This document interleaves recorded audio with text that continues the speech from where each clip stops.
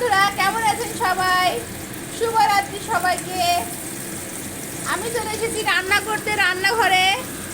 বাবার বাড়ি এসেছিলাম হরিণাকুণ্ডুতে, ভোট দিতে এসেছিলাম। আজকে ভোট হয়ে গেল, আজ 12ই ফেব্রুয়ারি। তো ভোট দিয়ে কালকে চলে যাব বাড়িতে। বাস রাত হয়ে গিয়েছে, এই জন্য হরিণাকুণ্ডুতে থেকে গেলাম। আর এখন আমি ভাজি করছি, আপনারা দেখতেই পাচ্ছেন। বেগুন ভাজি করছি, আর তার সাথে আছে মজার ইলিশ মাছ। আপনারা হয়তো ভাবছেন যে এত শব্দ হচ্ছে কিসের, ঝড় উঠে গেল নাকি আজকে রান্না করে? না বন্ধুরা, ঝড় উঠিনি। এই যে আমাদের কিচেন চিমনিতে লাগিয়েছে রান্নাঘরে, এই কিচেন চিমনির এই শব্দ হচ্ছে এত।